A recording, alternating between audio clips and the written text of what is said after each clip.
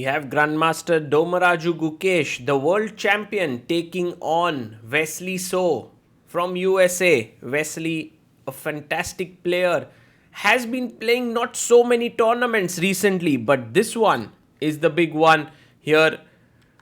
E4 by Gukesh, and Wesley, known for his super solid chess, will most likely respond back with E5. He takes a sip of his tea and responds back E5. Gukesh is not in his best form in this tournament. He has had 4 draws and 2 losses. Meanwhile, Wesley is on 50% score. Bishop B5 played. And the thing that is very interesting here to note is Wesley is one of the most solid grandmasters who doesn't risk too much in the game, but Gukesh, on the other hand, just cannot stay away from complications.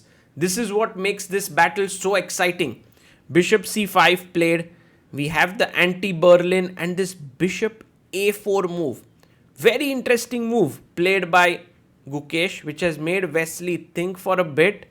He castles after 3 minutes of thought, and all that Gukesh wants is a fresh position H3. And believe it or not, guys, after move 6, we are in virgin territory. It has not been played ever before, this position. D5 played here by Wesley So.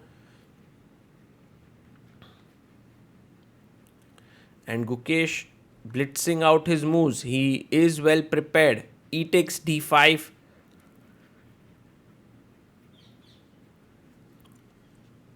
Queen takes D5 to be taken. And now the knight comes out to C3, attacking the queen. Now, if Bishop B4 pinning here, then I believe white would simply castle. So went Queen D6. And now short castles on the board. The idea here is to play Rook to E1 to keep up the pressure on the E5 point. Wesley plays Knight D4 and moves, and look at Gukesh. Such opening prep. He's at 1 hour 34 minutes. He's putting the pressure on Wesley. He's putting the pressure on the E5 pawn. Knight takes knight.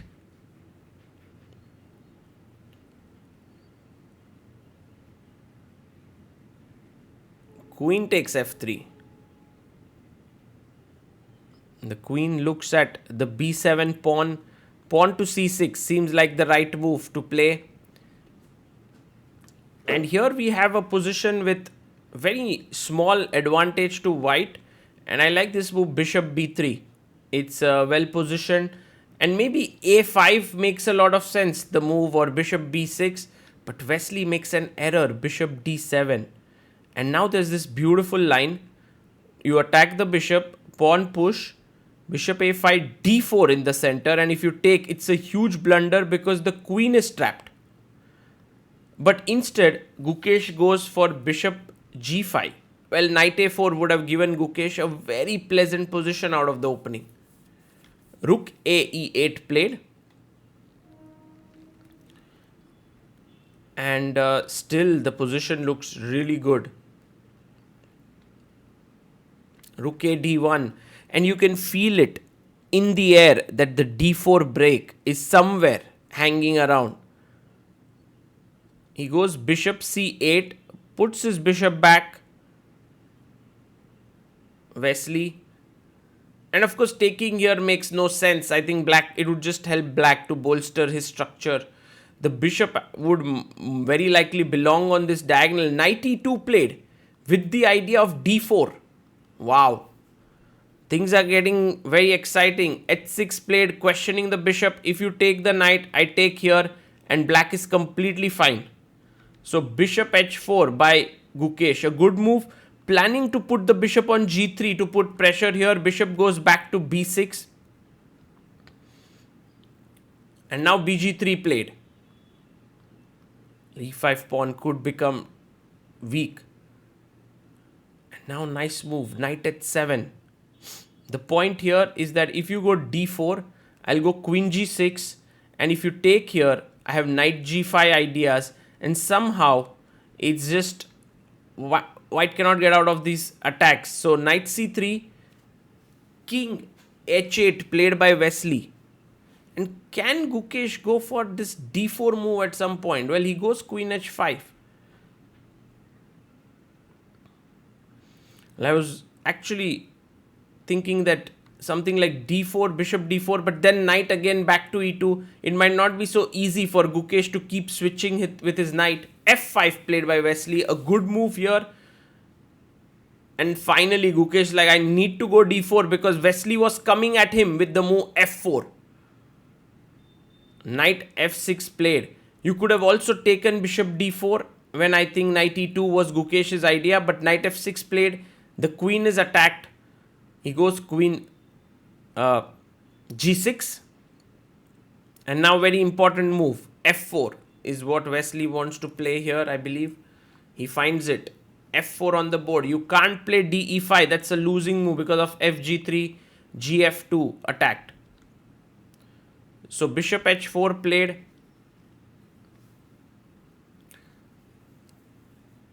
And now again e takes d4, a very important move. Yes, he takes it. E takes d4 on the board.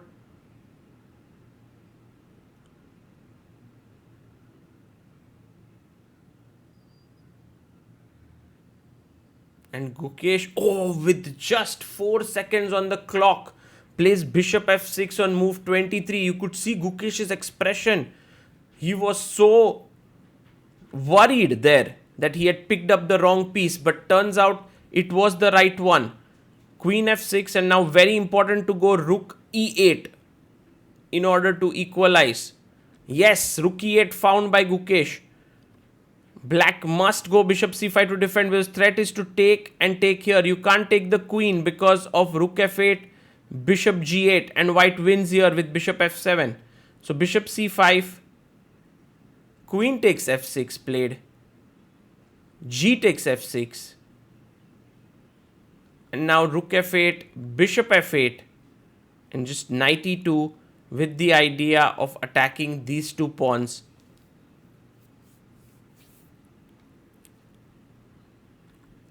He plays pawn to c5 and knight f4 taken.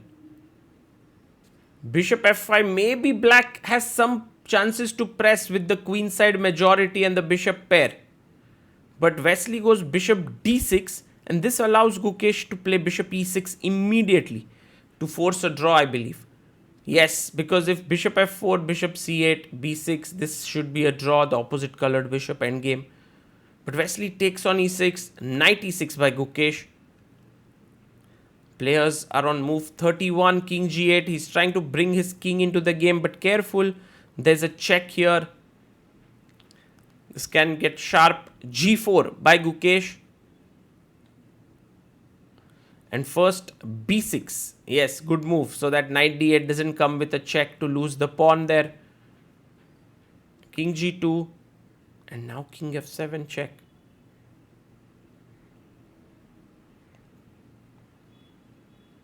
Yes. You go check now to d8. If king e7, then knight c6 check, and I pick up the a7 pawn. So king e8 played. And now you shouldn't go to c6 because that would just trap the knight after a6. But the right move is knight e6 back. King f7 forced because threat was knight g7, knight f5. And now both players repeating the moves. There's no way to change anything here. If any side does it, they would land up in a lost position. So repeating is the only option. Wesley So calls the arbiter and says, I'm going to king f7 and claiming a threefold repetition here. And it is a draw. What a game here between Gukesh and Wesley. Enjoyable because it felt like Gukesh's preparation hit the nail on the head, and he got a great position. But then he somehow he missed the chance with knight a4, a right d4 break, and so on. And that gave Wesley his chances in the end. Gukesh was under big pressure. He came down to 4 seconds on that move. And then finally he made a move, and it was the right one. and he managed to survive there.